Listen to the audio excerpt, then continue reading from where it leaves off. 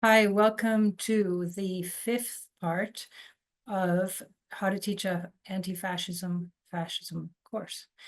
This is weeks 8 to 12 of my course, Fascism in Europe, and it follows part 4, which was Professor Jacques Pavel's lecture on fascism and philo-fascism. I hope that these highlights of my course inspire your teaching and learning, and I aim with this to encourage you to resist fascism allures, recognize its guises, diagnose abetting conditions, historicize, compare, and demythologize. And I'm recording this now in the middle of March 2025, so a lot of things have been happening since the last recording that I did.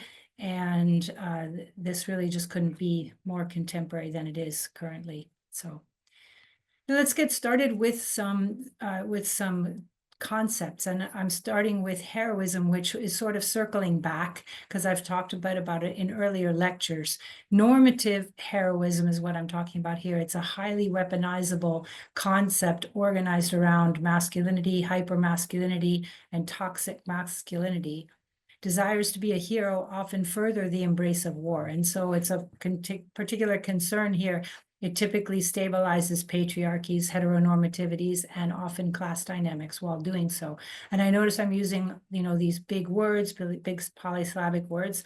And some people would say this is jargon. Perhaps it's jargon, but perhaps it's specialized language. And I would encourage you when you're basically confronted with some big word, just look it up, because it's a really effective way to speak because it saves a lot of time.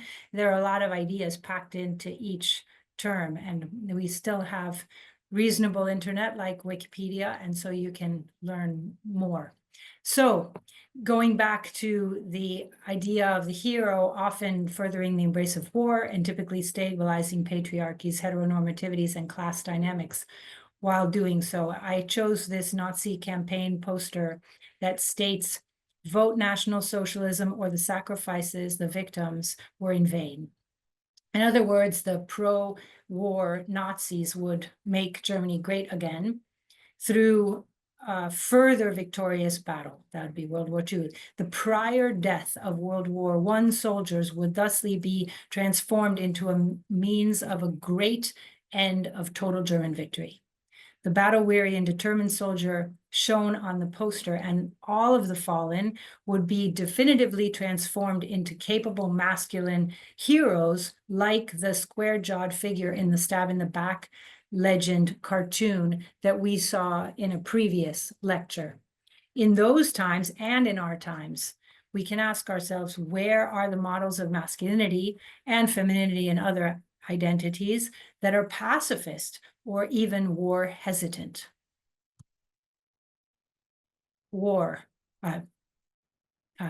Heroism. What is it good for? Where are the modes of masculinity that are pacifist or even war hesitant? Well, in fact, many people and groups resisted Hitler and resisted the move towards another war. Social democrats, communists, many trade unionists. After all, the working class die faster and in greater numbers in wars than the more economically privileged. And then also self-organized workers, as well as youth and students just like you. The most well-known and celebrated student group in Germany, the White Rose, was a group of friends around the students Hans and Sophie Scholl and Alexander Schmorell. From 1942 onwards, they passed out flyers in Munich against the dictatorship and against the war. And other youth joined in other cities as well as the Professor Kurt Huber. By 1943, 7 members were executed and many imprisoned. Quite a story. And the Edelweiss Piraten, the Edelweiss Pirates, were working class youth, much less famous, opposed to the paramilitary nature of the Hitler Youth. Many were also killed and imprisoned by the Nazis near the end of the war.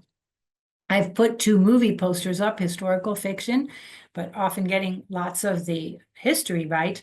It's an easy way for you to learn more. The Weiße Rose Foundation has a wealth of information about the White Rose. And the title of this slide, Heroism, or What is it Good For, references Edwin Starr's 1970 song. He sings, war, huh, yeah, what is it good for? Absolutely nothing, Maybe you know it.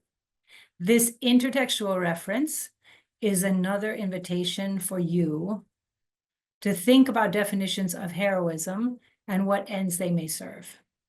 Perhaps much heroism is overrated. One assessment criteria is whether actions serve a common good.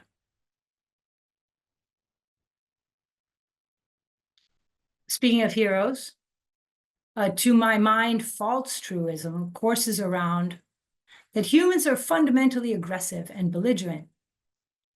Substance abuse and substance use is one more piece of evidence against this myth. US soldiers in Vietnam and Afghanistan are famed for their heavy use of performance-enhancing and mind-altering drugs and other substances like alcohol. This high usage suggests that they needed it to work the killing field successfully. Furthermore, such substance abuse in armed combat is commonplace, and it's been around for centuries. There's a lot of work done about that. The knowledge that soldiers are frequently blitzed need not excuse wartime atrocities. This knowledge can encourage us instead to question the notion that fighting heroes and heroes who are fighting are acting in their right minds. It also encourages us to think about social control and coercion in the military, and indeed in civilian life. Some of the commonly understood reasons for society's use of intoxicants are community building, such as tribal and religious experiences, and desires for escape or limit experiences of adventure. There's also hegemonic social control. And what I mean by hegemonic, soft power. Social control is, for instance, even just, a habit of socializing with lots of beer over frustrations at working conditions, rather than using that energy, time, and money to negotiate with one's employers or to perhaps strike, right? So we might think, it might actually help us think a bit differently about the straight edge lifestyle choices of certain groups like punks, like Buddhists, and thinking about how social control works in various ways. We might consider how regulations and marketing inform or disinform our choices around drugs, medicines, and alcohol. Today's pharma industry and overworked mental health facilities, and that includes in universities, encourage the use of stabilizing medicines in lieu of time-intensive talk therapy, slow to realize life changes, and efforts to create fundamental changes in society that might make more people more content.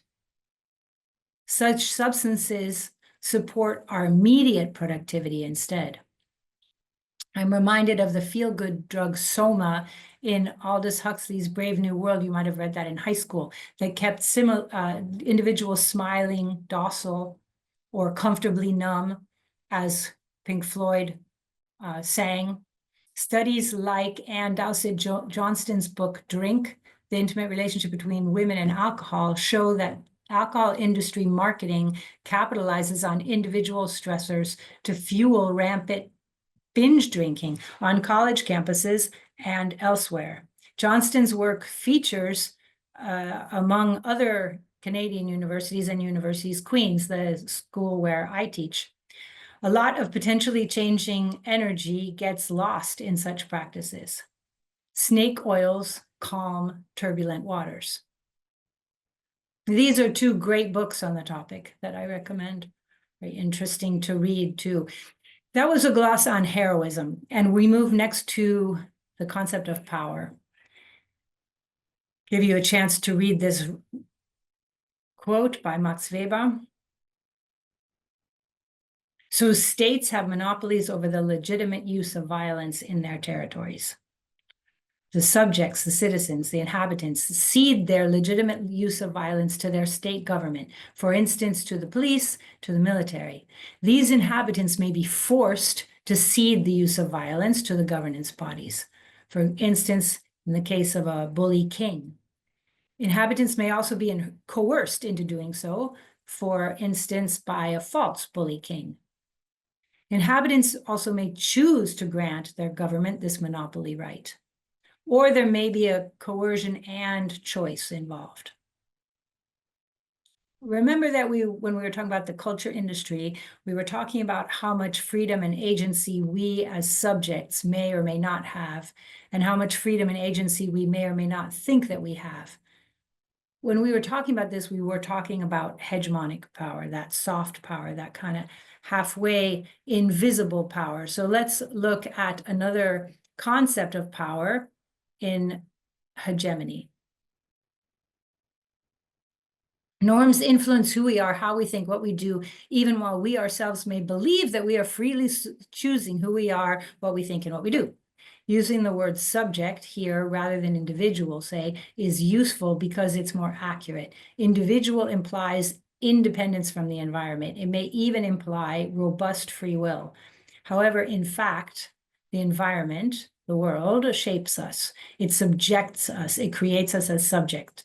The word subjects expresses this relationship of mutual shaping. Subjects become through disciplining forces. Foucault, for example, very well known in this topic, talks about the prison, the school, the military, the pharma industries shaping us as subjects. The Kingston, where Queens is, the Kingston of yesteryear was particularly emblematic of a town with all of these disciplining and punishing institutions, as well as government. By the way, I think a couple of dissertations have been written on that. We've talked about how the culture industry creates hegemony. More mundane, perhaps, are the daily life practices. For instance, the daily labors and forms of address between subjects that racialize, genderize, and categorize us, and them, us and them. Subjects come into being, they become, and this is Heidegger's term that I'm using here, they become, they are disciplined and formed in and through these discourses of power. These subjects may go along docilely and obliviously. They may resist using their limited agency, especially at points of weakness in these disciplining structures. Here, I'm using agency rather than free will or choice to highlight the limits on subjects' abilities to act on their own volition. So my important take-homes here are how discourses of power, direct and hegemonic, shape us into subjects with limited agency. The last concept in our grouping here is a pair, and it's guilt and responsibility. Guilt is an ethical, societal, and moral individual, so the societal is ethical, and then the individual is moral, concept about values of right and wrong. Guilt is an emotion, and it's focused on the past, and responsibility is primarily a rational analytic concept that is future-oriented and encourages taking action. So, for example, a person who performs a crime can be understood as guilty. A person who did not perform that crime can nevertheless consider themselves responsible for that crime. This way of thinking characterizes many of the 60s generation in the Germanys. These people were the children of Nazis who had not been Nazis themselves, having been too young. This next generation considered themselves responsible for Nazi actions because of their parents' generation, because they were the children of these perpetrators, and also because they were Germans. Further, this 1960s generation understood the then called First World's neocolonial oppression of the Third World as the Nazism of their time. Therefore, they understood it to be their responsibility to stop neocolonialism. They believed that they had the responsibility to struggle against the neocolonialism of their time to atone for the guilt of the Nazi past. Contemporary assertions, recent contemporary assertions that Germans are inappropriately mired in German guilt for their Nazi past are misguided, wrong-headed, simply false. In fact, Germany and most Germans now aim to take responsibility for their Nazi pasts through their actions in the present. I'm going to give you just a second to read that consider box. You know, I always say to my students, you know, you can think about it in the shower or something when you got a bit of time.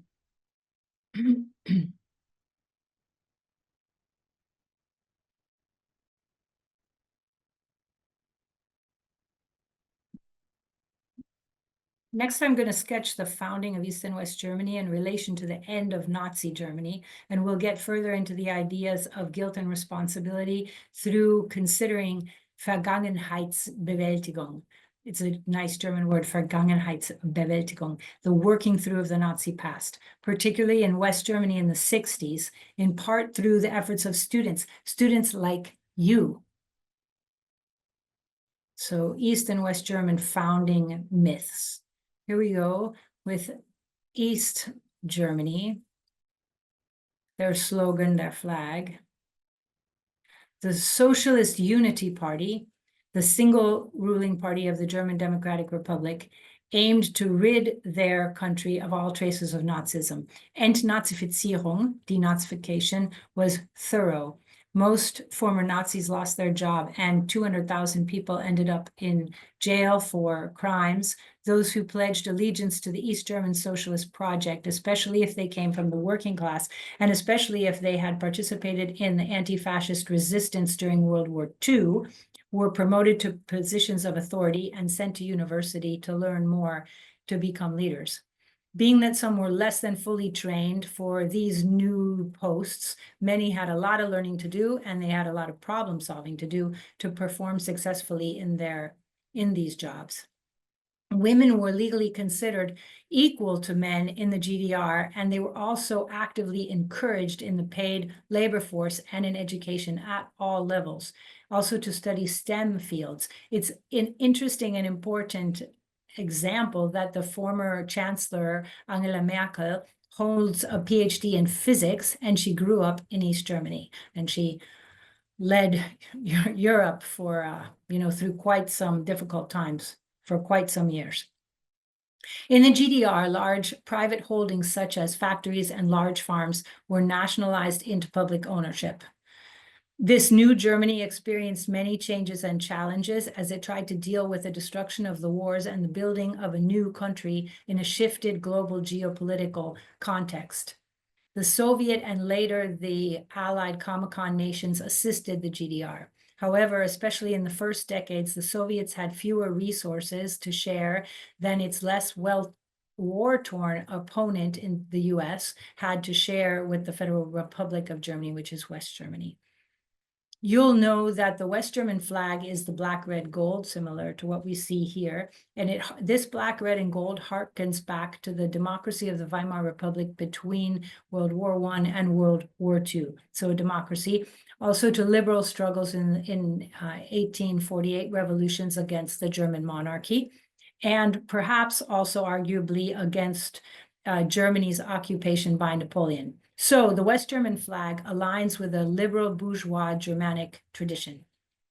And the East German flag, shown here, aligns with this black, red, and gold tradition as well, while incorporating the aims of this new German nation to center workers and farmers rather than social and economic elites.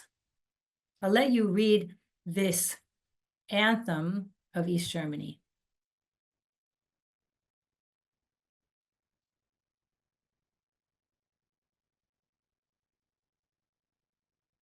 National hymns, of course, express countries' national myths. You'll know that West Germany kept the German national anthem used by the Nazis, excising and outlawing its first strophe. The new nation of East Germany used a new anthem, focusing on peace and rebuilding, and it also sought the unification of the Germanies under a socialist model. That latter goal did not occur. Rather, the Soviet alliance fell and the Germanys were unified under the West German model. As most nations, neither East Germany nor West Germany lived up to their aspirations. And it's important to recognize the differences in these nations' stated aims. For example, through the flag, for example, through the anthem.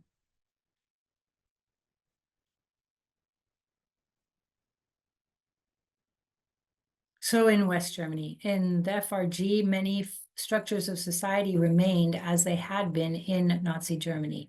Some important Nazis were removed from positions of power and tried in the quite famous Nuremberg and Auschwitz trials. Many Nazis remained in leadership positions, though. There was no significant restructuring of this Germany. Trials, these arguably show trials, gave the sense of thorough denazification and granted a general catharsis and legitimacy to the post-war government and society. In daily life, there was a relative silence about the Nazi era. This situation made sense, as the aim was to conserve a relative status quo. The technical experts and leadership and elites in government, in business, and in society had generally been Nazis. Keeping them in their positions and maintaining the societal structures more or less as they were facilitated continuities in this Germany and also facilitated rebuilding. The United States, that provided West Germany and other countries with funds for rebuilding in the form of the Marshall Plan, wanted a Germany structured this way. This Germany would continue to cooperate and collaborate with the United States government and with US business interests. Later on in this session, I'll give you some ideas to help you understand Peter Weiss's Die Ermittlung, the investigation, a documentary play from 1965, which I hope that you'll read. There's a 2024 filmic version directed by R.P. Kahl that is closely based on the documentary play that I haven't seen yet, and I look forward to seeing. I'm sure that it's well done.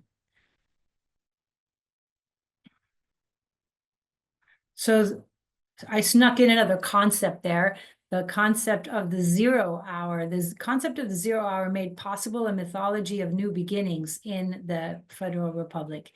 The 0 hour functioned as an ideological concept, like conceptual cleansing, that arguably took the place of actual cleansing, like actual denazification.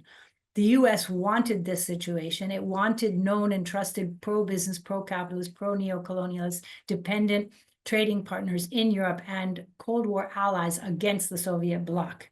The Marshall Plan in Europe actually covered 16 countries, West Germany, and then Austria, Belgium, Denmark, France, Greece, Iceland, Ireland, Italy, Luxembourg, the Netherlands, Norway, Portugal, Sweden, Switzerland, Turkey, and the UK.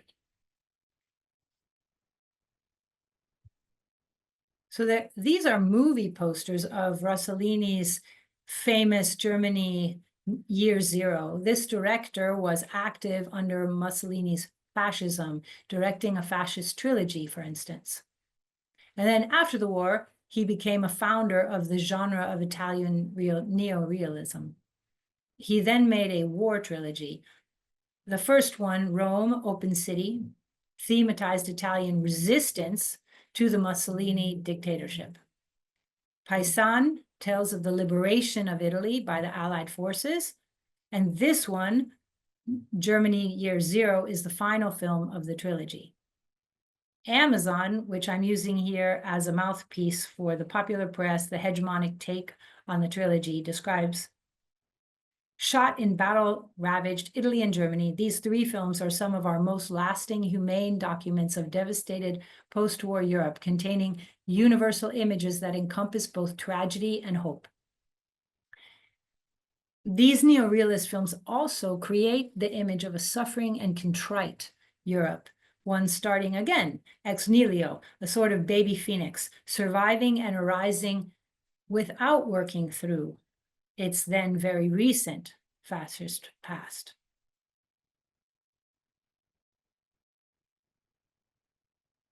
And an interesting thing to recognize is that post-45, immediately post-45, West Germany might have gone socialist or at least hard left. But by 47, the conservatives were taking more power. This is a 1947 campaign poster of Konrad Adenauer, who was president for quite a long time and very important after the war. West Germany was formed on the 23rd of May, 1949, and East Germany, October 7th, 1949. And I'm just going to show you, the continuities about the fascist past in West Germany they're well known around, for example, German corporations such as Siemens, IBM, IG Farben, Pfizer, and so forth. many of those companies were also on the territory of what became West Germany, because West Germany is larger and historically more industrialized, and in many ways wealthier than the area that became East Germany. So they were there already, and they were part of the war effort, and then they just continued after the war. But I found this map that I thought was quite interesting. It was published in the Democratic German Report, an English language journal based in the GDR.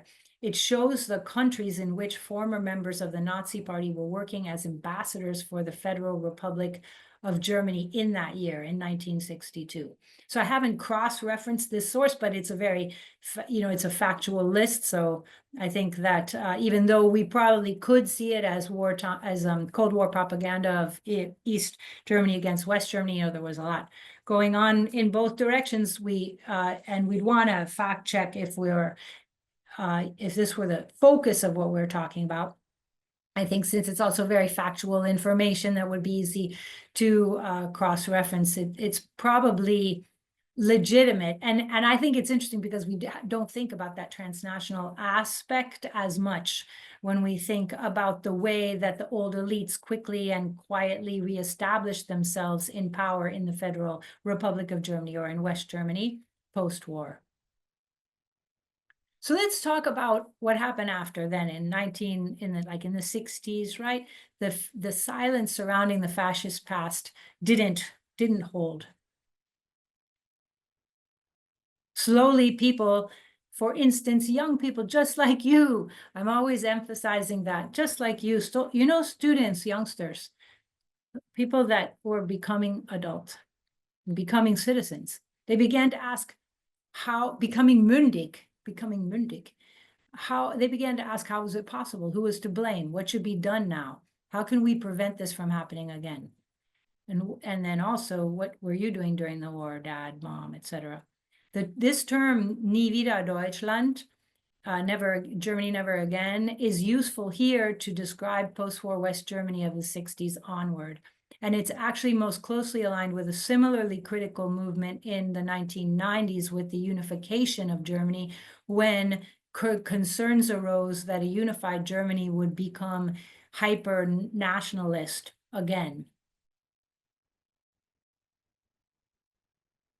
So to go back to the 60s, many people of this post-war generation said the structure of society is guilty, the perpetrators are guilty, and then we didn't commit crimes ourselves. And in this sense, we're not guilty. Nevertheless, we have responsibility. We must ensure that these events never happen again.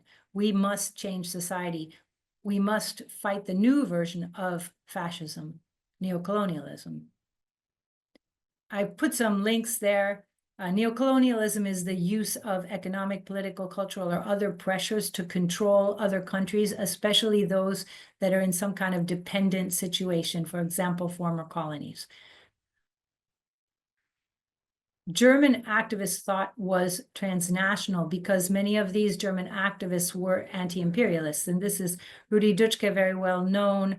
And they were influenced by thinkers like Angela Davis, by the Black Panthers in general, by Malcolm X in the US, and then people like Patrice Lumumba in Congo, and Che Guevara and Fidel, and all of the people who fought in the successful Cuban Revolution. I've actually written about the West German anti-authoritarians and their interest in the Cuban Revolution and creating like a red island of West Berlin that would be similar to the red island of Cuba.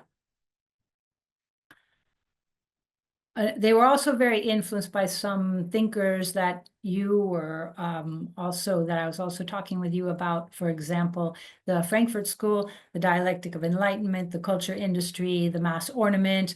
Also people like Marcuse, who is more psychology. And then later a concept, well, Jürgen Habermas really, and the earlier people, Jaspers and Sternberger. And I want to highlight constitutional patriotism, Verfassungspatriotismus, because I think it's very relevant and useful for today as well. Attachment to the norms and values of a nation's constitution rather than a nation per se. So let's recall the distinction between Gemeinschaft and Gesellschaft. So Gemeinschaft being community, so community based on emotional connection, imagined homogeneity, shared norms, beliefs, spaces, also often small, rural, old, the idea of no change, the heile Welt, the perfect world, the time when everything was perfect, that in the past, the mythic past, the mythic perfect past, versus Gesellschaft, which is society, based instead on shared structures and interests, organized, rational, potentially very much heterogeneous, typically large, urban, modern, also involved with change, right? The idea of change being key to it.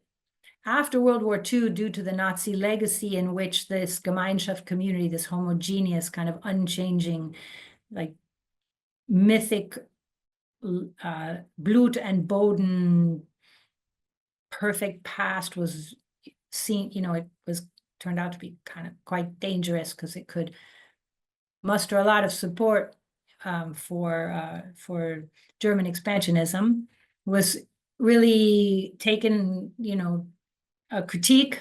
And so the Gesellschaft was really important in the official discourse, both of West Germany and of East Germany.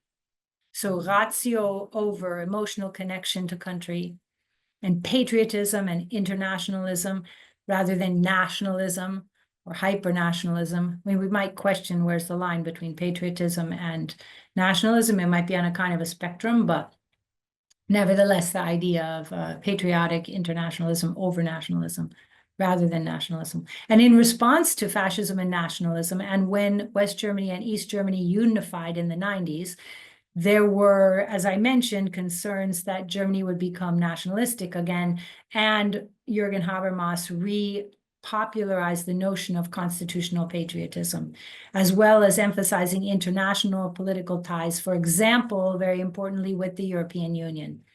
So constitutional patriotism, Verfassungspatriotismus, is the idea that citizens should identify with the norms and values of a democratic constitution rather than a national culture.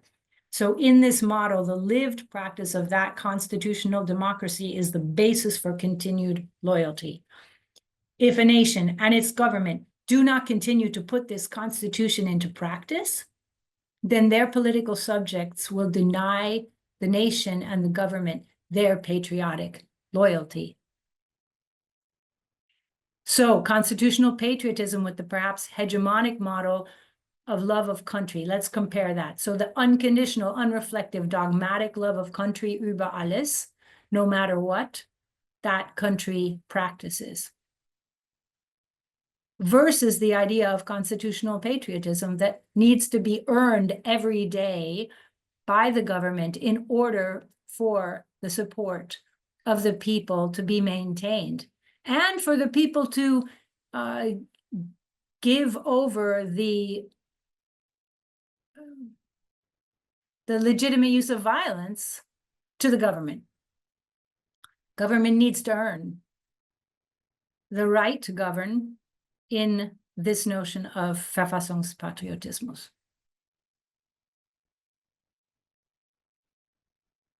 So educated in such concepts, some West Germans started working through the past. I think about the Canadian context, and I think that what Canada is undertaking these days with the history of settler colonialism might be a kind of a similar situation. In fact, the next lecture by Sven Steinberg speaks about this working through. I'm not sure that he calls it working through. So working through Vergangenheitsbewältigung, through Aufarbeitung. I guess I'm kind of passively encouraging you to learn other languages, including German, by giving you the German terms. They are very well known, though, so it's worthwhile knowing them. Here I said Vergangenheit means past, Bewältigung means overcoming the past, and the German phrase is more literally overcoming the past, but I like coping with, because coping with is a translation that attempts to avoid the notion that the task is ever truly done, because it's never really truly done. And Aufarbeitung, working through, in that I added up, because this term again attempts to emphasize that we are never finished with the project. Aufarbeitung took many forms, for example, artistic production, such as the play that I hope you'll read or watch. And this link is a gripping Reader's Theater version that was done in the 60s. So a great alternative option with with English subtitles. And we spent a whole long session on this compelling work, which Weiss saw as factually representing life in Auschwitz. He used only words from the transcribed court proceedings. Of course, he made a selection because the trial was long, and so the transcript was long. I'm going to provide you a few concepts and thinking points in order to think about the text on your own time. Nazis targeted anyone they believed threatened their ideal of a pure Aryan race. So Jews, Sinti and Roma, Blacks, Slavs. Notice here Slavs, Eastern, right? The Eastern expansion is, facilitates seeing the Slavs as people to be exterminated, because then you get to have their land. And also political opponents, though primarily communists, trade unionists, social democrats, religious pacifists, free thinkers such as Jehovah's Witnesses and Freemasons, people who can't go to war, youth groups like die Weiße Rose und die Edelweiss-Piraten, and then mentally challenged LGBTQ+, and then so-called work shy or antisocial panhandler, substance abusers, sex workers, anybody who's like not fitting in perfectly and being very productive from the point of view of the Nazis. It's important to recognize that social Darwinist ideas were important at the time, and they were actually globally important. Arguably, they really gained popularity in the United States, even though it was the Germans that really ran with them, let's say. Certainly, they were popular in Europe and important. And I want to do what should be a review from your biology class. I hope it's just very important. So Darwin's idea of survival of the fittest forefronts both the entity and the environment. Social Darwinism erroneously imputes context-free superiority. And so here I give you the white rabbit in a dark background and a white rabbit in a white background. And I say, a hunting bird of prey would certainly spot one more easily. Does this difference in the survival probability of the rabbits mean that the white rabbit in the white snow is innately superior to the other rabbit? Of course not. Similarly, giving us another example in our world, when young people from privileged environments do better than their peers from less privileged environments, does it mean that the former are innately superior to the latter? Indeed, genetic differences between humans are insignificant. On this topic, I recommend the California newsreel documentary Race, The Power of an Illusion. I'll also quickly add, interesting autism, for example. Turns out that many people who are on the autism spectrum are incredible computer programmers, much better than people who are not on the spectrum. The difference is heterogeneity is very important for the strength of a species, whether it's humans or corn, right? Monoculture versus heterogeneous corn types. To continue with our concepts, anti-Semitism, it's important to distinguish, and it's accurate and it's usual to distinguish between people and nations. And the example that I'll give is that Cubans differentiate between US Americans and US government when they think about the US government's blockade of Cuba. So this differentiation accurately recognizes that people have some agency in relation to their governments. And, Cubans say they like Americans and they don't like the US government. Similarly, Jewish people and Israel are not identical. Anti-Semitism is blanket prejudice and hatred against Jews. Anti-Zionism opposes at least some forms of the state of Israel. Islamophobia is blanket phobia, prejudice, hatred against the religion of Islam and or Muslims. Anti-Islamism opposes Islam as political structure.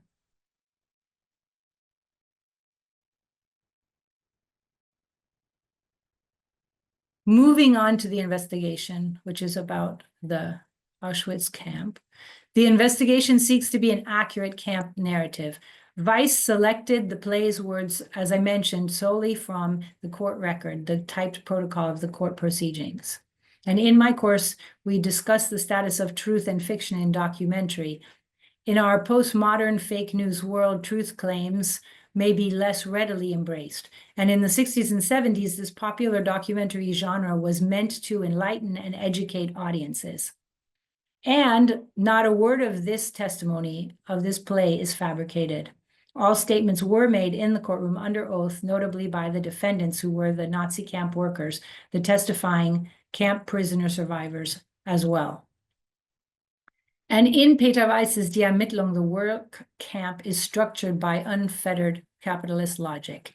Its imprisoned inhabitants are worked to their deaths. Their lives are only valuable as productive labor power.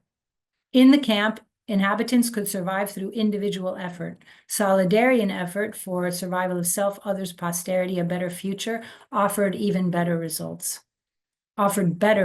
really. So everyone has a responsibility to improve the situation as well. The more power someone holds, the more guilt and responsibility they have. In the play, its former Nazi employees use illogical logic in attempting to exonerate themselves during their trial. Their utterances reveal their prejudice and their selfishness. Their communication also gestures to similarities between life within and outside of the camp. So during the war and in post-war West Germany. The exploitative structure of the camp parallels the exploitative structure of post-war West Germany.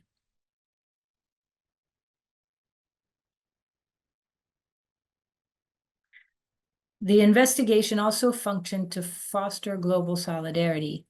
Remember that the West Germans who worked through the Nazi past saw injustices like neocolonialism as their contemporary fascism.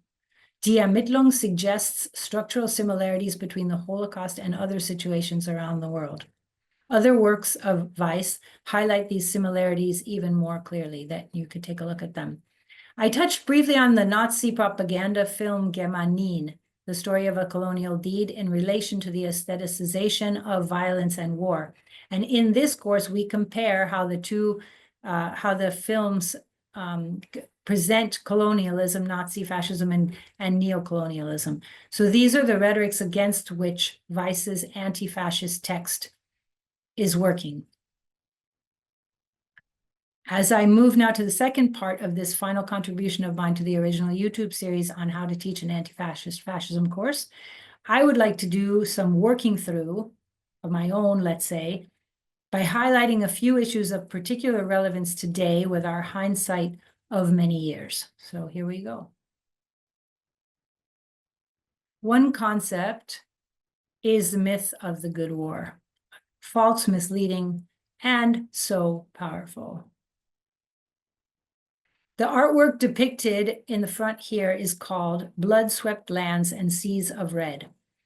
Artists Cummings and Piper had 888,246 ceramic poppies, one for every British soldier dead in World War I, installed at the Tower of London in England in time for the Remembrance Day 2014.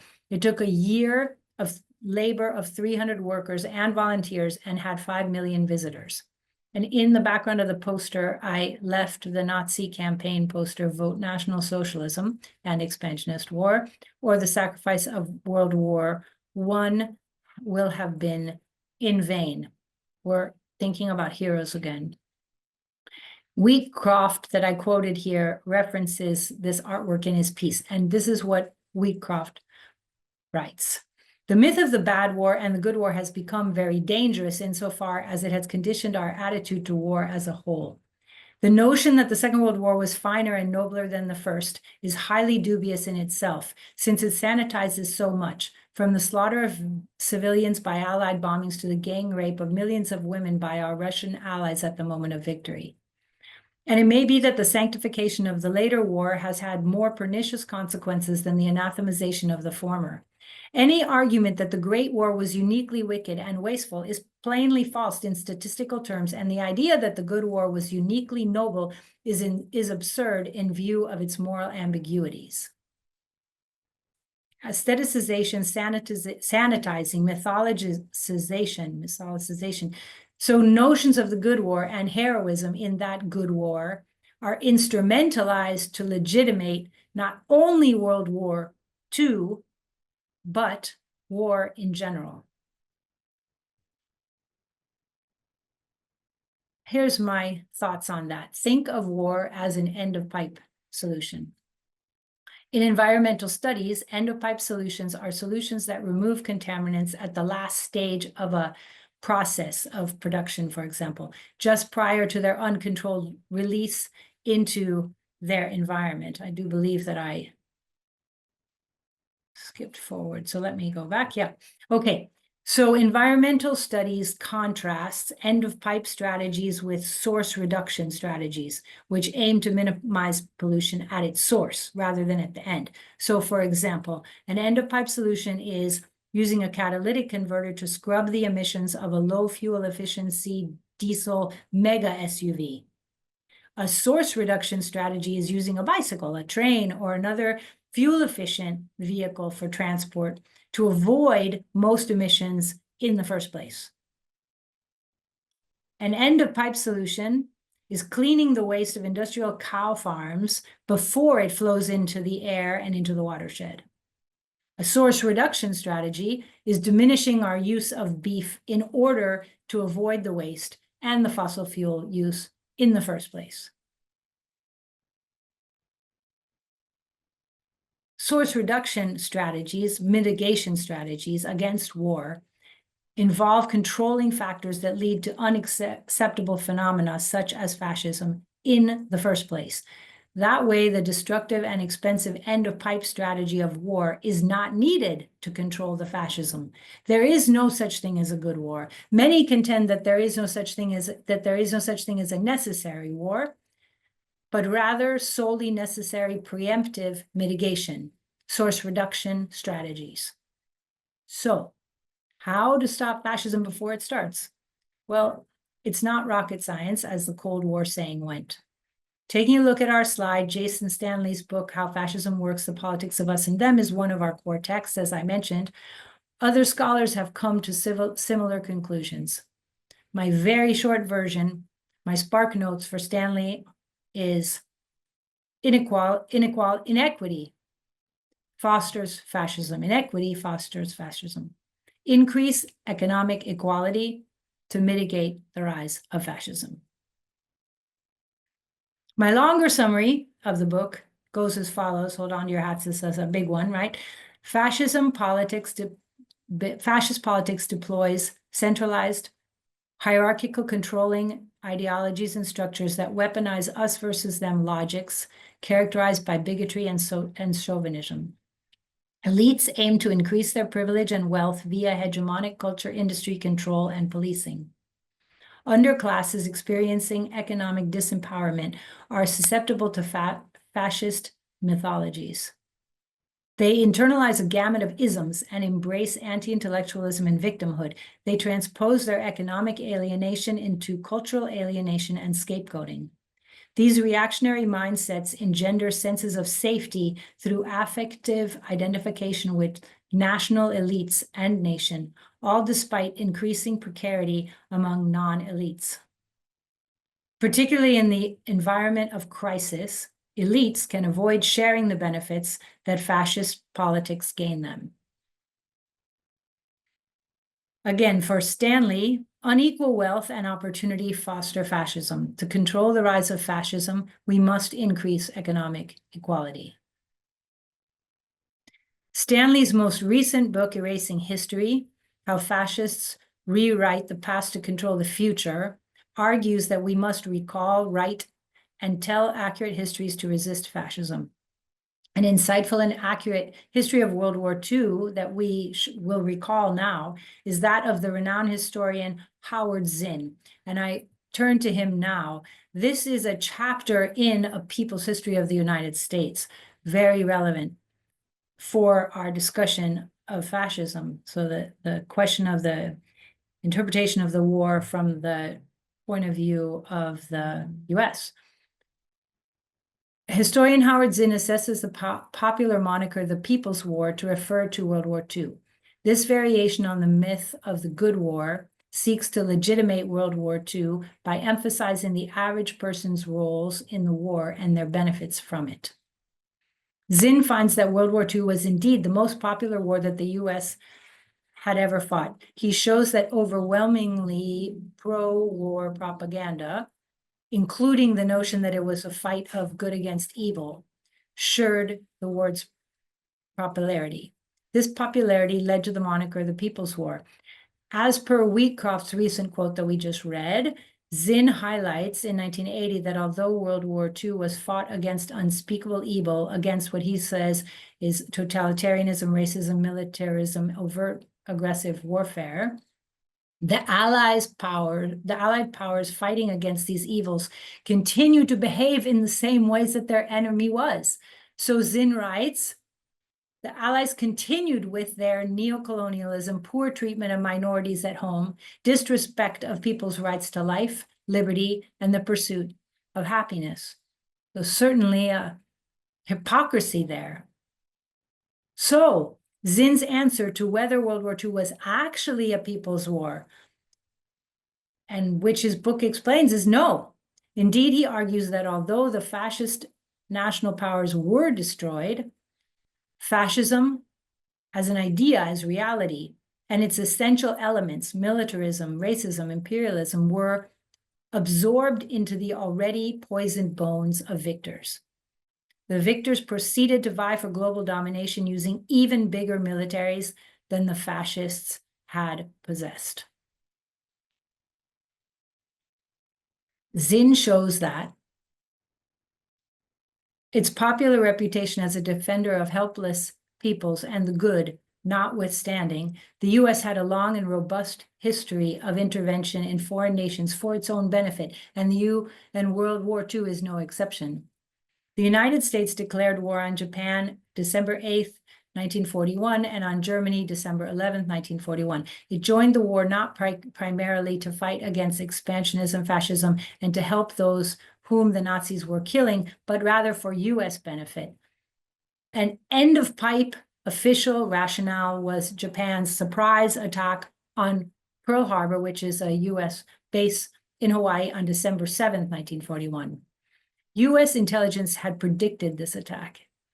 In fact, the USA had provoked Japan's attack by imposing economic sanctions, for instance, cutting off warring Japan's access to metals and petroleum products, absolutely necessary for war. Further, although the USA's proclaimed aim was to fight fascism, white and elite supremacism characterized the USA, evidenced in policies such as African-American apartheid and Japanese-American internment, which also happened in Canada. Zinn also shows that post-war times were not windfalls for the average person. After World War II, the US forced an open-door policy in Europe to its benefit and to the detriment of allied countries like war-ravaged Britain. The US also instrumentalized anti-communism to control dissent and anti-imperialism within and beyond its borders. The Cold War furthered a war-style economy that benefited business elites, particularly the military-industrial complex. So the war not benefiting the average person in Europe or in the United States. Not after the war, after people died in the war, right? The average people dying in the war. So for these reasons, Zinn finds that even World War II was not a people's war. Even World War II was not the good war that in any way can legitimate war. The good war is a myth. The good war is a myth. at best an end-of-pipe solution. We've been emphasizing myths, which, although weighty, may seem less than robustly material. And so another key concept that I'd like to work through is war's very real, very stark materiality. Materialities of war. In our anthropocentric world, we may forefront the material lives of people. Let's talk about the human populations that were decimated. This is the Billy Wilder documentary Death Mills, Todesmühlen, that I encourage you to take a look at. It's pretty heavy, and it shows us the camp populations. We also have civilian populations, especially in urban areas. I chose Dresden. There's Coventry, London, Liverpool, Duisburg, Berlin, Warsaw, Rotterdam, Shanghai, Kongjing, on and on and on and on. And all populations here. Howard Zinn and others talk to us about reasons for the nuclear bombings at Hiroshima and Nagasaki. They were not primarily to end the war quickly.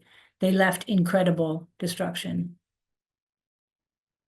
Other populations, domestic populations, suffered enormously as well. And these are images of Japanese-Canadian internment camps in British Columbia, Canada. So just people taken from their homes into these internment camps. More than 90% of Japanese Canadians were uprooted during the war. War's materiality impacts people and their environment in many ways. I'm going to bring in the concept of petrocultures to talk about these impacts. What is petroculture? It's our dominant Western culture. The Petrocultures Working Group is a great place to go for more information.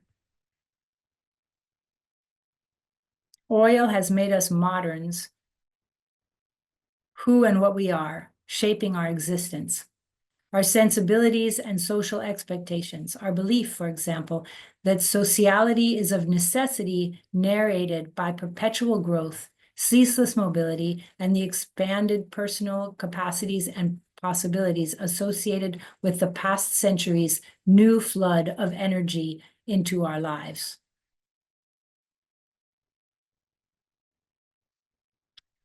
As is famously the case in World War I, and indeed is typically the case, when countries build up their war capacities, they want to use them. And the US joining the war once its factories were ready is an example of that. Leni Riefenstahl's infamous documentary about Hitler's rise to power, Triumph of the Will, shows men marching in formation. What are shovels in one scene turn to rifles in the next marching scene. Hitler's grand-scale make-work projects to provide jobs and to make Germany great again built up the German war machine. Soon workers became soldiers. And two well-known examples are the motorized vehicle and the national highway system. Such industrial production, and the war itself, was based in fossil fuels, and lots of fossil fuels. Workers, members of Das Volk, joined a Kraft durch Freude savings scheme to advance purchase a Volkswagen, a people's car. From 1938, the Volkswagen was officially named the KdF-Wagen, and it failed to get into production before the war. Jeeps and tanks did. I wonder what happened to the savings of those people. In any case, those people had bought into a myth of freedom, a myth of the open road, bought into a consumer dream of personal petrol-based movement, bought into a dream of heavily self-financed automobility, rather than heavily social good and fossil fuel efficient mass transport. This dream was not a German dream. Indeed, Henry Ford had begun his factory line for the Model T in 1913 in the United States. There was some competition going on there too. In the incredible book, Between the World and Me, Ta-Nehisi Coates speaks of the detriment of buying into the American dream, of hyper-individualistic consumerism that is epitomized by personal vehicle ownership. Such thinking, this connections, it begs further investigation if you need a topic to write about. The Autobahn was advertised as the infrastructural conduit and complement of such individualized petrol-driven mobility and freedom. Both projects were touted as bringing much-needed jobs and allowing workers to share in the benefits of industrialization while growing the domestic market for industrial consumer goods. Such social welfare and work ideas were particularly welcomed in impoverished Germany, especially with welfare competition coming from the global socialist thought and events in the Soviet Union. And such projects were, however, also preparing Germany for war. Remember that under the Versailles Treaty terms, Germany was not allowed to rearm. And so projects such as the mass production of motorized vehicles and the build out of the national highway system under the radar prepared the infrastructure that would then move people and motorized vehicles in the service of war. So this was all under the cover of improving industry and transportation for putatively peaceful citizenry.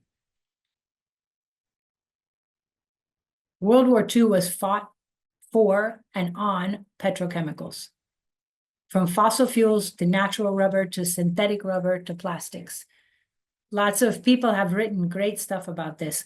Over and over in history, military scholars find, yes, absolutely, spill blood for oil.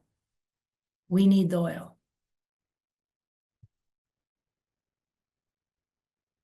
But maybe we don't need the war. The final concept that I want to talk about is destruction. The nuclear bombing of Japan caused immense, obvious damage. This new type of bombing conveniently tested new weapons and meant to evidence US prowess. Immense tracts of land, waterways, and human infrastructure were destroyed and polluted. Animals and plants killed and injured. Fossil fuels used, dispersed, and transformed into pollutants. The list is enormous. These resources and the resources lost to mitigating the damage could have been otherwise deployed. They could have been otherwise deployed. There's plenty of things that we need in this world. In order to inspire you, I chose an undergraduate thesis that talks about the impact of World War I on forests and soils of Europe, done by a student just like you. I'll give you a chance to read it.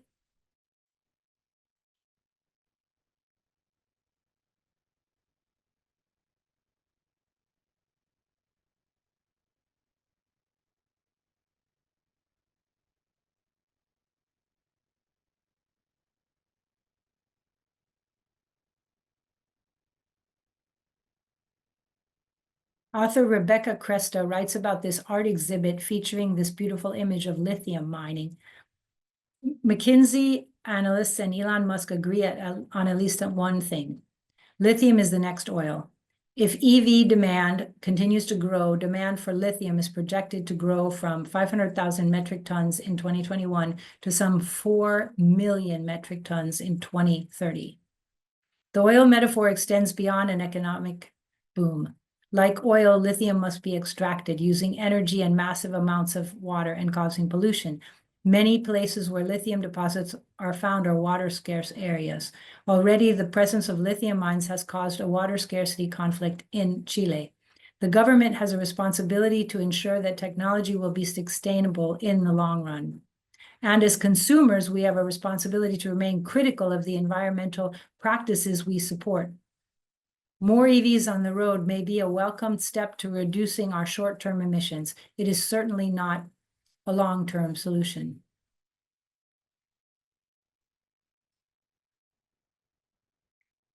And I'll leave you here with some nascent developments in my thinking in our, quite frankly, unstable and frightening times. Narrative fantasies about escape from global destruction abound. Apocalyptic fictions offer survival narratives. In these myths, in these mesmerizing myths. Remember the eyes of Ka, right? You want to believe it. Fascism enforces the social stratification and control that foster survival for the few. I just gave you a few examples in Elysium. In 2154, the fiction is set at that time, commoners barely survive on an overpopulated, violent, ruined Earth, while the super rich have escaped to a luxury space station. In Don't Look Up, the spaceship landing image that you see right there, the super rich have already paid to survive the fatal comet strike that will hit Earth by heading to a future Eden. As you will know, technology gurus are planning such space station fantasies. Neom in Saudi Arabia promises such independent living right here on Earth. I don't exactly know how we're going to become independent of the Earth in these crazy, well, in these mythic and false narratives, fantasies that we want to believe when things are so unstable and frightening.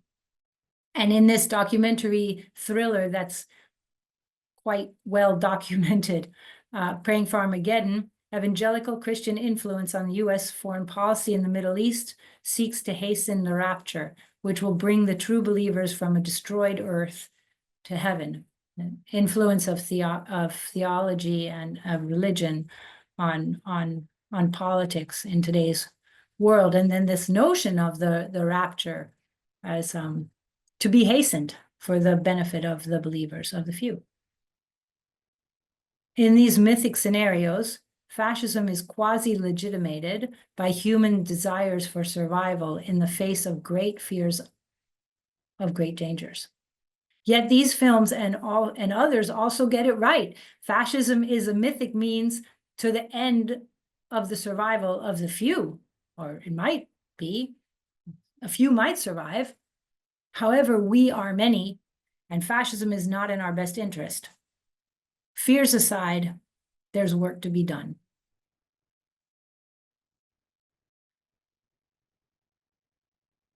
So that was the last part, my last part on this series of How to Teach an Anti-Fascist Fascism course. And the next part is Sven Steinberg on settler colonialism and right-wing thinking in Canada. Thank you for joining us.